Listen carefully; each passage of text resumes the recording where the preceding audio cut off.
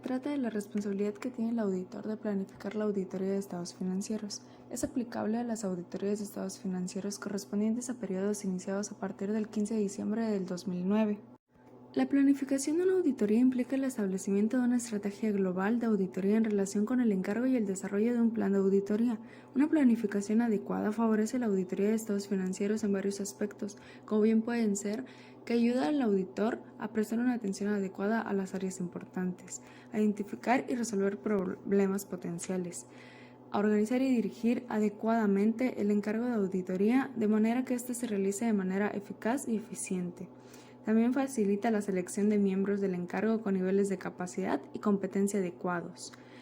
Facilita la dirección y supervisión de los miembros del equipo de encargo y revisión de su trabajo y a la coordinación del trabajo realizado por auditores de componentes y expertos.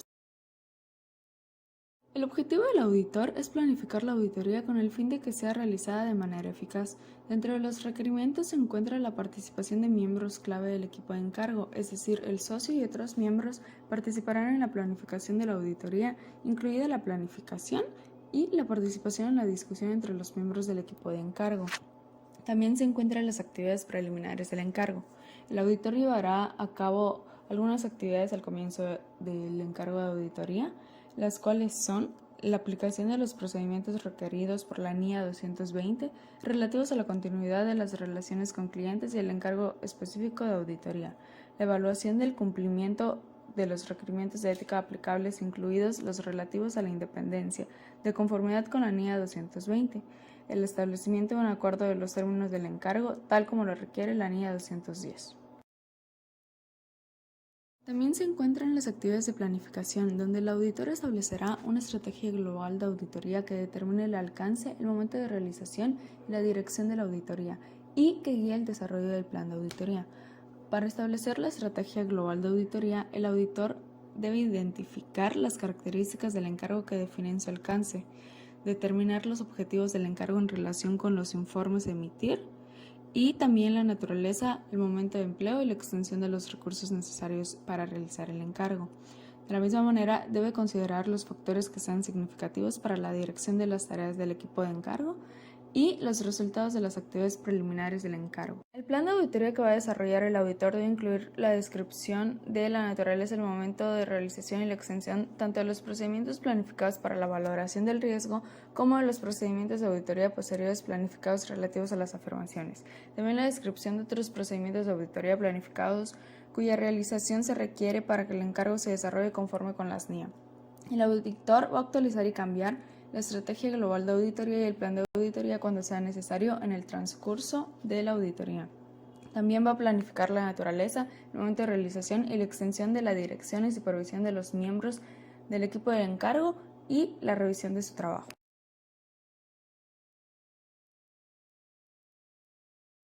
Dentro de la documentación que va a presentar el auditor debe incluir la estrategia global de auditoría, el plan de auditoría y cualquier otro cambio significativo realizado durante el encargo de auditoría en estos dos puntos mencionados, así como los motivos de estos cambios. Dentro de las consideraciones adicionales, el auditor debe realizar algunas actividades antes de empezar una auditoría inicial, como la aplicación de los procedimientos requeridos por la NIA 220 relativos a la aceptación de las relaciones con clientes y el encargo específico de auditoría, y la comunicación con el auditor predecesor cuando se haya producido un cambio de auditores en cumplimiento de los requerimientos de ética aplicables. Guía de aplicación y otras anotaciones explicativas. La función y el momento de realización de la planificación. A1.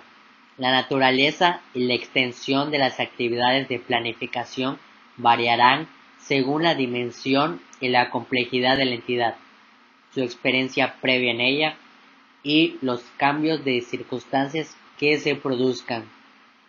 A2. La planificación es un proceso continuo y repetitivo que a menudo comienza poco después de la finalización de la auditoría anterior y continúa hasta la finalización del encargo de auditoría actual. A3. El auditor puede decidir discutir elementos de la planificación con la dirección de la entidad para facilitar la realización y dirección del encargo de auditoría. Participación de miembros clave del equipo del encargo. Su participación de estos en la planificación permite utilizar su experiencia y conocimientos y, por tanto, mejora la eficacia y eficiencia del proceso de planificación. Actividades preliminares del encargo. A5. Facilita al auditor la identificación y la evaluación de los hechos o las circunstancias que pueden afectar negativamente a su capacidad para planificar y realizar el encargo de auditoría. A6. Permite al auditor planificar un encargo de auditoría. A7. La consideración por el auditor de la continuidad de los clientes y de los requerimientos de ética aplicables tiene lugar a lo largo de todo el encargo de auditoría. Mi nombre es Gloria Marina Oínez Pérez y yo les voy a hablar específicamente sobre las actividades de planificación, la estrategia global de auditoría. El proceso del establecimiento de esta estrategia facilita al auditor la determinación de las siguientes cuestiones. La primera, los recursos a emplear en áreas de auditoría específicas, por ejemplo, la asignación de miembros del equipo con la adecuada experiencia para áreas de riesgo elevado. La segunda, la cantidad de recursos a asignar a áreas de auditoría específicas, tal como la extensión de la revisión del trabajo de otros auditores en el caso de auditoría en grupos. La tercera, el momento en que van a emplearse dichos recursos, por ejemplo, en una fase intermedia de la auditoría. La cuarta, el modo en que se gestionan, dirigen y supervisan dichos recursos, tal como el momento en que se espera que se celebren las reuniones informativas y de conclusiones del equipo. Tenemos que mencionar que una vez establecida la estrategia global de auditoría, se puede desarrollar un plan de auditoría. Cabe destacar que el establecimiento de la estrategia global y el plan de auditoría detallado no son procesos secuenciales, sino que ambos están estrechamente interrelacionados. ¿Esto qué quiere decir? Que los cambios en uno pueden dar lugar a cambios consiguientes en el otro. Otro punto importante son las consideraciones específicas para entidades de pequeña dimensión. En el caso de auditorías de entidades de pequeña dimensión, un equipo de encargo muy pequeño es el que puede realizar toda la auditoría. En muchas auditorías de este tipo interviene el socio del encargo con un miembro del equipo del encargo. El establecimiento de la estrategia global de la auditoría no tiene que ser un ejercicio completo o llevar mucho tiempo. El plan de auditoría. El plan de auditoría es más detallado que la estrategia global de auditoría, en la medida en que incluye la naturaleza, el momento de realización y la extensión de los procedimientos de auditoría que van a aplicar los miembros del encargo. La planificación de estos procedimientos tiene lugar en el transcurso de la auditoría a medida que se desarrolla el plan de auditoría para el encargo. Tenemos que saber que como consecuencia de hechos inesperados, de cambios en las condiciones o de la evidencia de auditoría obtenida de los resultados de los procedimientos de auditoría, el auditor puede tener que modificar la estrategia global de auditoría y el plan de auditoría y por ende la planificación resultante. Dirección, supervisión y revisión. La naturaleza, el momento de realización y la extensión de la dirección y supervisión de los miembros del equipo del encargo y la revisión de su trabajo varían en función de numerosos factores. Entre ellos tenemos la dimensión y la complejidad de la entidad, el área de auditoría, los riesgos valorados de incorrección material, la capacidad y la competencia de cada miembro del equipo que realice el trabajo de auditoría. Como nota debemos de saber que si el socio del encargo para entidades de pequeña dimensión realiza toda la auditoría, este conocerá, por ende, todas las cuestiones que resulten ser materiales. La documentación que requiere el auditor es la documentación de la Estrategia Global de Auditoría, que es un registro de las decisiones clave consideradas necesarias para planificar adecuadamente la auditoría y para comunicar las cuestiones significativas al equipo del encargo. La documentación del plan de auditoría es un registro de la naturaleza, el momento de la realización y la extensión de los procedimientos de valoración de riesgos planificados. Asimismo, sirve como el registro de la correcta planificación de los procedimientos de auditoría que puede revisarse y aprobarse antes de su ejecución. El auditor puede utilizar programas de auditoría estándar o listados de comprobación de finalización de auditoría. De igual manera se encuentran los registros de los cambios significativos en la estrategia global de auditoría y en el plan de auditoría y de los consiguientes cambios en la naturaleza al momento de la realización y la extensión de los procedimientos de auditoría planificativos, explicando el motivo por el cual se hicieron dichos cambios significativos. Por otra parte tenemos la auditoría inicial. Las cuestiones adicionales que el auditor debe tener en cuenta para el establecimiento de la estrategia global de auditoría y el plan de auditoría son los acuerdos a alcanzar con el auditor predecesor, cualquier aspecto importante discutido con la dirección, los procedimientos de auditoría necesarios, otros procedimientos requeridos por el sistema de control de calidad de la firma de auditoría para encargos de auditoría iniciales.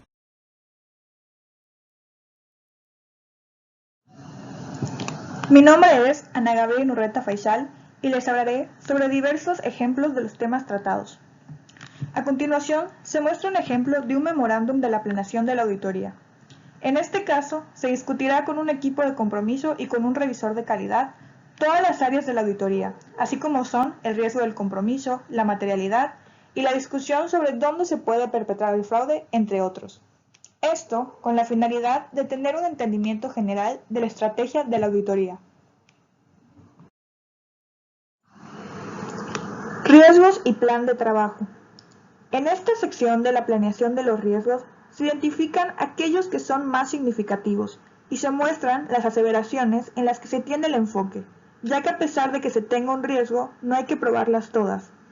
En el siguiente cuadro también se muestra qué estrategia se utiliza para cubrir el riesgo de auditoría. Como nota, aseveración es cualquier declaración o combinación de declaraciones tomadas en conjunto.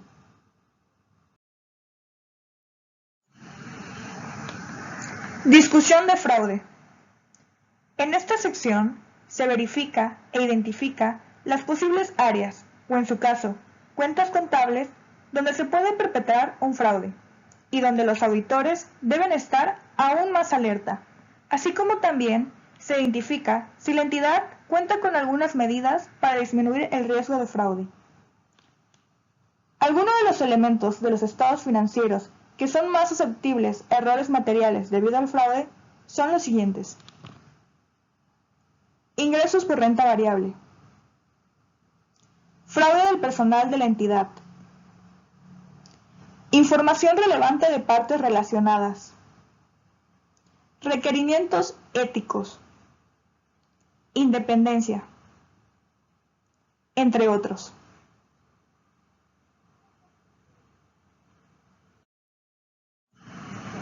Integrantes del equipo del compromiso. En esta sección se documenta el equipo del compromiso que va a estar a cargo de la auditoría. También se incluye la capacidad técnica de cada uno de los integrantes y la experiencia con el cliente. En el siguiente ejemplo se muestra una tabla con los nombres de los integrantes del equipo del compromiso, su capacidad, es decir, su experiencia y también sus años de servicio al cliente. Muchas gracias.